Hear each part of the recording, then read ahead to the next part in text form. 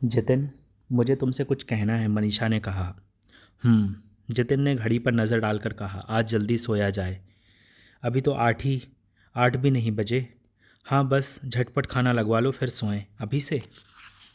हाँ, जितिन ने जम्हाई लेते हुए कहा, बहुत थका हूँ। सुबह 4 बजे उठा था सोचकर कि दोपहर में सो लूँगा, पर सारा दिन फैक्ट्री में बीत गया।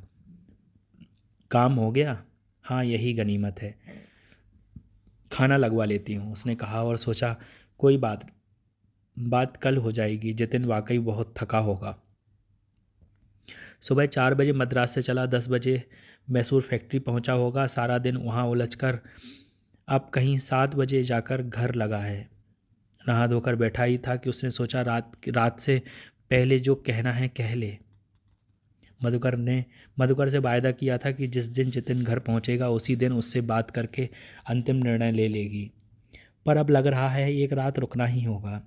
यह कोई छोटी मोटी बात तो है नहीं कि एक सांस में कहकर ख़त्म कर दी जाए। जो कुछ कहना है समझा बुझाकर। मधुकर के साथ रहते यह जितना सहज लगता है, उससे अलग होने पर उतना ही कठिन। जितिन से कोई खास शिकायत भी तो नहीं है जिसके बल पर अपनी स्वतंत्रता घोषित की जा सके। फिर वह औसत आदमियों से अधिक सदैव और विवेकशील इंसान है। उसके अपने साथ भी उसका व्यवहार सदा सौजन्यपूर्ण रहा है। इन अंतिम क्षणों में उसे भी उसके साथ ऐसा ही व्यवहार करना होगा। समझाकर कहना होगा कि जो हो गया है उसमें उसका दोष नहीं है केवल स्थितियाँ या संयोग या मनीषा का भाग्य। खाना खाकर जितिन शयन कक्ष में चला गया। वह जानबूझकर बैठक में बैठी पत्रिकाएं पलटती रही तब तक जब तक उसे विश्वास न हो गया कि इतनी देर में दिन भर के अथक परिश्रम के बाद जितिन सोए बिना ना रहा होगा। फिर वह कमरे में आई और चुपके से बिना आवाज़ किए बिस्तर के दूसरे कोने में लेट गई और सोने का प्रयत्न करने लगी, पर बहुत कोशिश करने पर भी नींद नहीं आई। घर का एक कोना स्मृतियों के सजीव होकर उसकी आंखों के सामने घूमने लगा। कल जितिन के साथ साथ यह सब भी उसे छोड़ देना होगा। यह कमरे, यह बागीचा, सामने खिड़की पर झूलते मोटे मोटे मोटे नीले पर्दे, बैठक के कोने में सजा बांस का ऊंचा फूलदान, दीवार पर टंगा शिवानंद का भावमय चित्र, केरल के खरीदे कथकली नृत्य के रंग बिरंगे मुखौटे, चंदन की बनी नटराज की विशाल मूर्ति, बगीचे के दाएं ओर में उगा मैगरडीज सनसेट नाम का गुलाब का पौधा, कतार से रखे कैक्टस के गमले और बंगलूर शहर। उसका मन हुआ कि इससे पहले कि यह तमाम परिचित वस्तुएं उससे छिन जाएं, वह मन भरकर उन्हें देख ले। हाथ बढ़ाकर उसने बेड स्विच जला दिया। मध्यम प्रकाश कमरे में फैल गया। बिस्तर से उठते उठते वह ठिठक गई और अधलेटी मुद्रा में सिर के नीचे बाँह रखकर जितिन को देखती रही। सहसा उसने आंखें खोल दी और बाँह बढ़ाकर उसे पास खींच लिया। सक पकाकर उसने बत्ती बुझा दी। जलने दो, जितिन ने कहा। नहीं, मैं बुझाने ही वाली थी। मैं सोने आई थी, तुम सो जाओ। जितिन ने कुछ नहीं कहा। हाथ बढ़ाकर बत्ती दोबारा जला ली और कसकर उसके होठों को चूम लिया। छटपटाकर उसने अपना मुंह हटा लिया और उसे परे धकेलने लगी। क्यों, क्या हुआ? उसने कहा। इस वक्त नहीं, तुम सो जाओ, थके हो। इतना नहीं थका, तुम्हें बहुत मिस किया, कहकर उसने उसे कुछ कहने का मौका न देकर उसका मुंह बंद कर दिया। बिजली की कौंध की आकस्मिकता के साथ उसकी आंखों के सामने मधुकर उपस्थित हुआ। उसने अपनी आंखें कसकर बंद कर लीं और निर्जीव लाश समान पड़ी रही। सहसा उसने पाया उसके होंठ जितिन की गिरफ्त के बाहर हैं। लगता है उसने स्नेहिल स्वर में कहा, मुझसे ज़्यादा तुम थकी हो। फिर उसने अपनी बाहों का ढीला सा घेरा बनाया और उसे हल्के से घेर कर बच्चों की तरह छाती से लगा सीने का सोने का उपक्रम करने लगा। उसे रोना आ गया। ओ जितिन, उसने मन ही मन कहा, तुम इतने विनम्र और सज्जन क्यों हो? उन फिल्मी दुर्जनों की तरह क्यों नहीं हो जिनकी भर्त्सना कर छोड़ देना इतना आसान होता है। मैं तुम्हें प्यार नहीं करती, इसमें कहीं अवश्य मेरा कसूर है। उसकी समझ में नहीं आया अपनी इस भावना को उस पर किस तरह व्यक्त करे। अनायास उसने मुंह आगे करके उसके बंद होठों को चूम लिया। उसकी इन नामालूम सी हरकत ने बारूद के ढेर में दिया सलाई दिखलाने का काम किया। जितिन की बाहें कस गईं और फिर कसती चली गईं। धीरे धीरे मनीषा ने पाया कि महज आंखें बंद किए रहने से वह सुगमता के चरम बिंदु पर जितिन को मधुकर समझे रह सकती है। आज शायद पहली बार जितिन के आलिंगन में उसका मस्तिष्क देह के आगे समर्पण कर गया। तर्क वितर्क स्थगित करके देह की सहज प्रतिक्रियाओं के बीच मुंह छिपा पड़ा रहा। तर्क बुद्धि जब लौटी भी तो वही ख्याल आया, यही ठीक है, जितिन की अंतिम स्मृति मधुर ही सही। अगले दिन वायदे के अनुसार परीक्षा समाप्त होते ही पर्चे जमा कर वह मधुकर के घर जाने के लिए निकल पड़ी। जल्दी जल्दी वह गेट पार कर रही थी कि सुधा ने आवाज़ देकर रोक लिया। तेरी गाड़ी नहीं आई? उसने पूछा। नहीं, मैं अपने आप जा रही हूँ, उसने कहा और एक कदम आगे बढ़ा लिया जिससे वह समझ जाए कि वह किस कदर जल्दी में है। पर सुधा पर कोई असर नहीं हुआ। जितिन अभी लौटे नहीं? उसने पूछा। लौट आए। कब? कल। तो गाड़ी क्यों नहीं आई? यूं ही, उसने गंभीर स्वर में छोटा सा उत्तर देकर उसे समझाना चाहा कि इस तरह प्रश्न पूछते जाने पर उसे कोई अधिकार नहीं है। यूं ही क्या? सुधा ने उसके मनोभावों की परवाह किए बगैर कहा। सीधा क्यों नहीं कहती मधुकर के घर जा रही है? क्या मतलब? वह हल्के से चौंकी। मतलब यह है कि पूरे कॉलेज को पता है कि तेरा मधुकर से प्रेम चल रहा है। तो वह भड़क उठी। तुम लोग क्या मधुकर के गार्जियन हो? नहीं, हम नहीं हैं, पर उसे गार्जियन की आवश्यकता ज़रूर है, सुधा ने कहा। मतलब? और तुझे भी। तू मेरे लिए अपना माथा खराब मत कर, मनीषा ने कठोर स्वर में कहा। पागल है तू? क्या समझती है यह सब जितिन के कान में नहीं पड़ेगा? तू कह देना जाकर। मैं तो नहीं कहूँगी, सुधा ने मुलायम स्वर में कहा, पर कोई ना कोई अवश्य कह देगा। यह प्रेम तो चलता ही रहता है, मैं उस पर आपत्ति नहीं कर रही, पर इस तरह तुमुल नाद करके उसकी घोषणा करने की क्या आवश्यकता है? विवेक के साथ काम नहीं करेगी तो तेरे और जितिन के संबंधों को अवश्य ठेस पहुँचेगी। सुधा, मनीषा व्यंग से हंसी। तू समझती है मैं लुक छिप कर प्रेम का खिलवाड़ कर रही हूँ? तेरे परिचित ऐसा करते होंगे। जहाँ तक मेरा सवाल है, मैं स्वयं जितिन को सब बतलाने जा रही हूँ। क्या? सुधा ने उसका हाथ पकड़ लिया। ऐसी बेवकूफ़ी मत कर बैठना। हम सोचते हैं कहकर हम अपनी दोषी भावना को कम कर लेंगे, पर यह कितना बड़ा स्वार्थ है जानती है? अपनी क्षणिक शांति के लिए तू दूसरे की मानसिक शांति हो सकता है सदा के लिए नष्ट कर दे। होगा, मनीषा ने कहा, पर बिना बतलाए उनसे तलाक कैसे मांगा जाएगा? बतला तो। चौंक कर सुधा ने उसकी ओर देखा और कुछ देर देखती ही रही, फिर बोली, लगता है तू गंभीरता से यह कह रही है। बिल्कुल। विश्वास नहीं होता तू इतना बचपना कर सकती है। इसमें बचपना क्या है? मैं मधुकर से प्यार करती हूँ और उससे विवाह करना चाहती हूँ। झूठ से मुझे नफरत है। मैं जितिन से झूठ प्रेम का दावा कर झूठा रिश्ता निभाने से बेहतर समझती हूँ कि उससे अपने को काटकर उसे दोबारा जीवन आरंभ करने का मौका दूं। मैं समझती थी रोमानियत एक सुंदर मुखौटा है जो तू कभी कभी पहन लेती है। अब पता लगा उसे लगाकर तूने अपना चेहरा ही खो डाला है। तू कहना क्या चाहती है? जितिन जैसे आदमी को छोड़कर मधुकर के साथ जाना, इससे बढ़कर बचकानी रोमानियत और क्या हो सकती है? सुधा ने मधुकर कुछ इस ढंग से कहा कि मनीषा तिल मिलाकर रह गई। यह मेरा निजी मामला है, उसने होंठ भींचकर कहा। हर बेवकूफ़ी निजी होती है, सुधा ने कहा। तो मधुकर या जितिन दोनों में से किसी के बारे में क्या जानती है जो इस तरह भाषण दिए जा रही है? जानती हूँ कि मधुकर आकर्षक है, रोमांटिक है, भावुक है और इसलिए कोई भी अल्प वयस्क स्वप्नजीवी लड़की उसका प्रेम पाकर धन्य हो सकती है। पर 28 वर्ष की प्रौढ़ बुद्धिजीवी लेखिका आश्चर्य है, और वह भी जितिन जैसे उदार और परिपक्व व्यक्ति को त्याग कर। जितिन जितिन जितिन, मनीषा झल्ला उठी। इतना अच्छा लगता है तो खुशी मना, मेरे बाद तू उससे विवाह कर लेना। सुधा ने चौंक कर उसकी ओर देखा। उसकी निगाह में हिकारत भरी हुई थी। मनीषा, उसने गंभीर स्वर में कहा, मैं समझती थी कि तू बहुत भावुक है, अब समझी तू केवल स्वार्थी है। मनीषा का चेहरा फक पड़ गया। अपनी बात कहकर वह स्वयं लज्जित हो गई थी। जितिन को लेकर इस समय कटाक्ष करना कितना अशोभनीय है। वह बिना समझाए समझ गई थी। वह जानती है परिचित अपरिचित जो भी उसकी कहानी सुनेगा उसे स्वार्थी पुकारे बगैर नहीं रहेगा। इस तरह से उनका कहना सच भी होगा, पर बस उतना ही सच जितना दूर से देखा हुआ कोई भी यथार्थ होता है। यथार्थ सत्य का वह सतही रूप है जो अपनी सुगोचरता से दर्शक को इतना मोहित कर लेता है कि उसके सूक्ष्म और संभ्रमकारी तथ्य को समझने का प्रयत्न ही छोड़ देता है।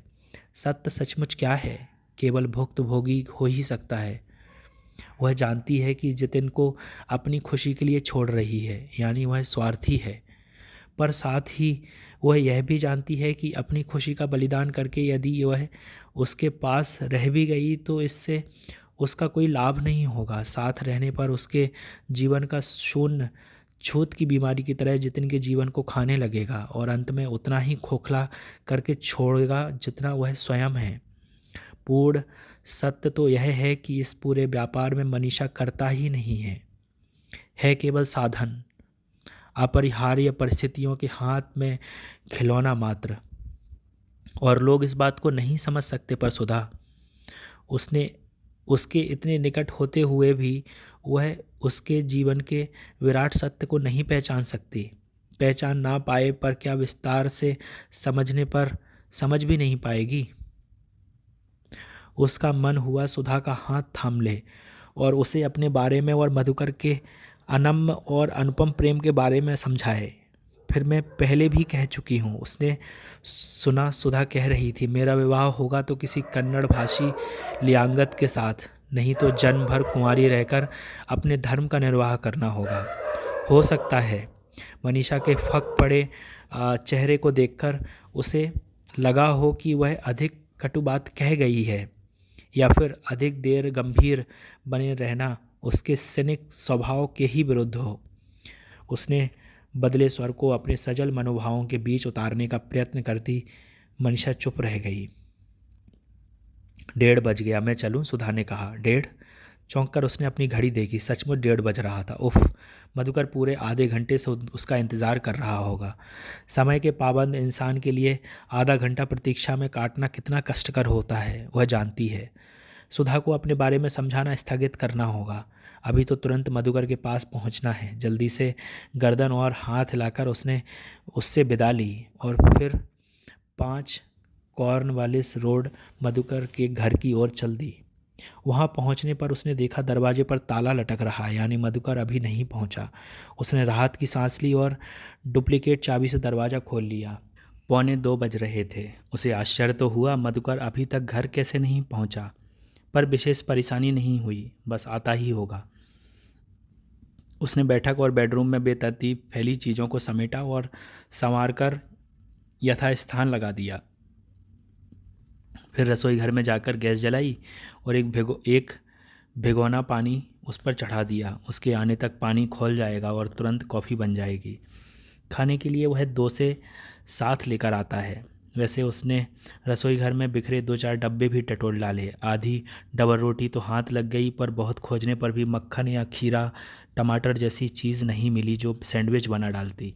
हार कर उसने डबल रोटी कागज़ में लपेटकर वापस डिब्बे में रख दी। फिर रसोई घर में तमाम बर्तन, यही कोई 4 प्याले, 4 प्लेटें, 3 चम्मच, एक कहीं खो गया था और 2 भिगोने 2 पहुँचकर तरतीब से लगा दिए। इतने में देखा पानी खौल आया है। उसने फिर एक नज़र घड़ी पर डाली, 2। मधुकर अभी तक नहीं आया। उसने गैस बुझा दी और बैठक में जाकर एक पत्रिका के पन्ने पलटने लगी। हर 10 पन्ने पलटने के बाद वह घड़ी पर निगाह डाल देती और दोबारा पन्ने पलटने लगती। ऐसा करते करते 2:30 बज गए। तब उसे एक अजीब सी अनुभूति हुई। लगा हुआ मधुकर नहीं जितिन की प्रतीक्षा कर रही है। घबराकर उसने पत्रिका बंद कर दी और उठकर रसोई घर में चली आई। गैस जलाकर पानी दोबारा खौलने के लिए रख दिया। एक प्याले में कंडेंस्ड दूध और कॉफ़ी पाउडर डालकर इंतज़ार करने लगी कि जैसे ही पानी खौले अपने लिए कॉफ़ी बना ले। पूरे बंगलुरु शहर में मधुकर ही एक ऐसा इंसान होगा जो इंस्टेंट कॉफ़ी पीता हो। फ़िल्टर वाली कॉफ़ी बनाने के लिए उसके पास ना तो बर्तन है ना ही इच्छा। उसे स्वयं इंस्टेंट कॉफ़ी फीकी लगती है। ना हो। उसने सोचा वह खुद ही जाकर बाजार से एक फ़िल्टर और कॉफ़ी पाउडर खरीद लेगी। आप लोगों की कॉफ़ी बहुत तेज़ होती है, मुझसे पी नहीं जाती, एक दिन मधुकर ने कहा था। तो सुधा बोल उठी थी, अभी बच्चे हैं आप इसलिए। सहसा सुधा के कहे शब्द एक बार फिर उसके कानों में गूंज गए। ओफो, क्या हो गया है मधुकर को? एक तो वैसे ही सुधा ने दिमाग ख़राब कर दिया है, ऊपर से मधुकर जाने कहाँ बैठ गया। स्कूटर चलाता भी हो तो इतना अंधाधुन है। नहीं, वह सब नहीं सोचेगी। खौलाए पानी को प्याले में डालकर वह बैठक में बैठ आई और देर तक उसे हाथ में लिए बैठी रही। पीने की इच्छा नहीं हुई। वह सुधा को मन ही मन समझाती रही कि उसने जो कुछ कहा था वह गलत था। प्यार एक नैसर्गिक वस्तु है जो भगवान को ही नसीब होती है।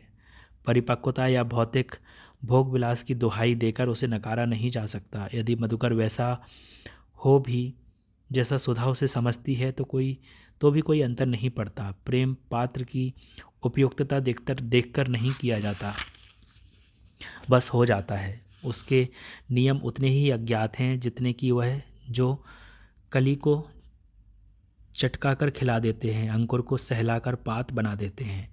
आज घर जाकर वह जितिन से कह देगी कि उसे मधुकर से प्यार है वह उसके बगैर नहीं रह सकती। हालांकि उसने 3 बजा रही घड़ी पर निगाह डालकर सोचा, कमबख्त ने 2 घंटे से यहाँ भूखा प्यासा बैठा रखा है। ठंडी पड़ गई। कॉफ़ी के प्याले को उठाकर वह खड़ी हुई थी कि दरवाजे पर जोर से दस्तक हुई। मधुकर प्याला हाथ में थामे थामे और वह दरवाजे की तरफ भागी। दूसरा हाथ बढ़ाकर चिटकनी खोल दी। बाहर मधुकर ही था। भीतर आकर उसने हाथ में प्याला देखकर बोला, मुझे भी देना कॉफ़ी। लो। उसने प्याला उसकी ओर बढ़ा दिया। थू। एक घूंट भरकर उसने कहा, यह तो एकदम ठंडी है। 2 घंटे में ठंडी नहीं होगी? ओह, वह हंस दिया। सचमुच बहुत देर हो गई। कहाँ थे? मनीषा ने कहा। मैंने सोचा चलो किस्सा निपटा, कहीं एक्सीडेंट में शहीद हो गए लगते हैं। अरे क्या बताऊं, वह बोला, तुम्हारी इस यूनिवर्सिटी में एक साले एक बढ़कर एक गधे हैं। हुआ क्या? क्या नहीं हुआ? तुम्हें बतलाया था ना, मेरी क्लास में एक लड़का है जिसे पोलियो हो चुका है। बेचारे के हाथ खराब हैं, लिख नहीं पाता। कितनी दौड़ धूप करके इन सालों से उसके लिए लेखक नियुक्त करवाया था। आज पता है क्या हुआ? क्या? सालों ने ऐसा लेखक दिया है जो अर्थशास्त्र का काखा गा भी नहीं जानता। थ्योरी का पेपर था और उस गधे के बच्चे को एक भी डायग्राम बनाना नहीं आता था। ऊपर से इन्विजिलेटर साहब फरमाते हैं कि अधिक समय नहीं दिया जा सकता। मन कर रहा था साले का सिर फोड़ दूं। साला गधा कहना ज़रूरी है? बिल्कुल ज़रूरी है, मधुकर ने तैश में कहा। साले को साला नहीं कहूँगा तो क्या कहूँगा? अच्छा कहो। फिर क्या किया? फोड़ आए सिर? नहीं, इतनी गंभीर बात है कि तुम्हें मजाक सूझ रहा है? अरे बाबा, मजाक कौन साला कर रहा है? मनीषा ने भी खींच कर कहा। अब बतलाओ भी हुआ क्या? माथा पच्ची करके कल से दूसरा लेखक तय करवा के आया हूँ। चलो काम तो हो गया। पर जानती हो उस बदमाश ने क्या कहा मुझसे? किस बदमाश ने? तुम्हारे आदरणीय वाइस चांसलर ने। कहने लगा, ठीक तो है, अर्थशास्त्र के विद्यार्थी को लेखक बनाकर देंगे तो मदद नहीं कर देगा उसकी। सच कहता हूँ, सुनकर मन हुआ कि एक जड़ दूँ उसके मुंह पर। लड़का बेचारा विकलांग है, आत्मबल के भरोसे किसी तरह पढ़ रहा है। उसकी मदद करने से तो रहे, बैठे बैठे कानून निकाल रहे हैं। यह साला सारा का सारा देसी वकीलों की देन है। और पता है मैंने यह कहा तो क्या बोला? मिस्टर नागपाल, आप बहुत भावुक हैं। साला गधे की दुम। तुम्हारे लिए सही सभी यह कहते हैं। अनायास मनीषा के मुंह से निकल गया। कौन कहता है? मधुकर उठकर बिल्कुल उसके करीब आ गया। कौन कहता है? उसने दोहराया। तुम ऐसा सोचती हो? नहीं मधुकर, उसने मधुर स्वर में कहा, मैं नहीं सोचती। मुझे तो तुम्हारी लोगों के लिए यह चिंता अच्छी लगती है। और लोग कहते हैं। कौन लोग? तुम्हारे पति? सुधा, वह भी। पर मैं ऐसा नहीं सोचती। उसने मन ही मन दोहराया। काश मैं भी इसी तरह हर इंसान के लिए चिंतित हो सकती। आज जितना उत्तेजित मधुकर क्लास के लिए, सामान्य छात्र के लिए हो उठा है, उतना तो वह सिर्फ उसके लिए हो पाती है जो उससे उसके प्रेम का पात्र हो, जैसे मधुकर या जितिन। प्रेम पात्र की खोज में भटककर वह जितिन के रास्ते मधुकर तक पहुंचती है और अब उसे अपनी जीवन धुरी की केंद्र बिंदु बना बैठी है। कॉलेज में मधुकर और मनीषा दोनों पढ़ाते हैं। अनिवार्य वे दोनों एक दूसरे के लिए जाते हैं। फिर भी अपने जीवन का एक बहुत बड़ा अंश मधुकर बचा ले जाता है, और केवल अर्थ उपार्जन के हेतु नहीं, आंतरिक उत्साह और ऊष्मा से प्रेरित हो अपने कार्य क्षेत्र को अर्पण कर देता है। पर मनीषा, वह क्या उस ऊष्मा का अनुभव केवल पुरुष को लेकर ही करती है? उसने अपने भीतर टटोल कर देखा और पाया ऐसा नहीं है। कभी कभी अपनी कहानी के पात्रों की संरचना करते ऐसी ही अनूठी ऊष्मा उसके जीवन में रोम छिद्रों को प्रज्वलित कर देती है, और लगने लगता है कि वह पात्र उसके जीवन के निकटतम पात्रों से अधिक सजीव और महत्वशाली है। उस क्षण वह अपना लक्ष्य खुद अपने भीतर खोजती है, और उसे पाने के मार्ग का संचालन भी स्वयं करती है अकेले। पर तब अकेलेपन की चिलकती धूप उसे तपाकर हरित छाया कुंजों की शरण में नहीं भगाती, आत्म तुष्टि की स्वाभिमानी गर्माहट से भर देती है। उसे लगा वह तुष्टि मधुकर के संसर्ग में पाई परतुष्टि से अधिक घनी और गहरी होती है। मुझे अपने लिखने पर और ध्यान देना चाहिए, उसने सोचा। तुमने बात कर ली? मधुकर ने स्वर के साथ साथ अपने कंधों पर उसके हाथों के प्रचंड दबाव से चौंक कर वह इन विचारों की परिधि से बाहर निकल आई। तुमने बात कर ली, उसने दोहराया, और कंधों पर उसके हाथों का दबाव और कठोर हो गया। वह समझ गई इस वक्त यह प्रश्न उसके भीतर तक झिझोड़े हुए है। नहीं, अभी नहीं, उसने अपने स्वर को यथासंभव विनीत बनाकर कहा। क्यों लौटे नहीं? लौट आए। कल? कब? कल शाम। तो बात क्यों नहीं की? संभव नहीं हुआ। संभव नहीं हुआ? क्यों संभव नहीं हुआ? समझने की कोशिश करो मधुकर। अब इस जिरह से वह क्रुद्ध होने लगी थी। वे कल ही लौटे, बहुत थके हुए थे। एकदम कह देना संभव नहीं हुआ। कहना चाहती तो हो ना? हाँ हाँ, कहना चाहती हूँ। तब कहाँ क्यों नहीं? रात भर क्या करती रही? क्या करती रही? पति पत्नी के पास हफ्ता भर बाद लौटे तो क्या करता रहेगा, सोच नहीं सकते? वह फट पड़ी। दिन भर उस पर हावी रहा तनाव पराकाष्ठा पर पहुंच चुका था। सोच सकता हूँ, मधुकर ने छोटी सी आवाज़ में कहा, पर बर्दाश्त नहीं कर सकता। उसके हाथ मनीषा के कंधों में फिसल गए। वह पास की कुर्सी पर ढह गया, भयंकर ताप के सम्मुख सूखे पत्ते की तरह सिकुड़कर। उसके इस बर्माहत भाव ने मनीषा को प्रेम से अभिभूत कर डाला। यही है उस व्यापक प्रेम का रूप जो दो इंसानों के निकट लाकर एक बना डालता है। सुधा क्या जानती है मधुकर को? यही कि वह अतिशय भावुक और अपरिपक्व है। यदि प्रेम करना अपरिपक्वता की निशानी है तो उसका आरोपी सही है। परिपक्व आदमी इतनी गहराई से प्यार कर भी नहीं सकता। उसके लिए स्वप्न देखना आवश्यक हो जाता है। प्यार वह करता है केवल अपने से, दूसरे से करता है व्यापार। इतना सब वह सोच गई थी, मधुकर पर व्यक्त न कर पाई। सहसा उसने पाया कि वह इतनी क्लांत है कि कुछ भी कहने या करने की स्थिति में नहीं है, जैसे कोई तूफान उसे चटक पटक कर अभी अभी वहाँ से गुजरा हो। वह मधुकर के पास पड़ी कुर्सी पर बैठ गई और थके कंठ से बोली, डोसे लाए हो? नहीं, उसने कहा। घर में भी कुछ नहीं है, उसने कंधे झटक दिए। भूख लगी है? हाँ। बाहर चलें? नहीं। कॉफ़ी बना देती हूँ। अच्छा। पानी रखकर बाज़ार से मक्खन ले आती हूँ, डबल रोटी घर में ही है। अच्छा। वह उठी व रसोई घर की ओर जाते जाते रुककर धीमे से उसने उसके घने बाल सहला दिए। उसने उसका हाथ थामकर हल्के से उसे चूम लिया। फिर वह पानी रखने रसोई घर में चली गई।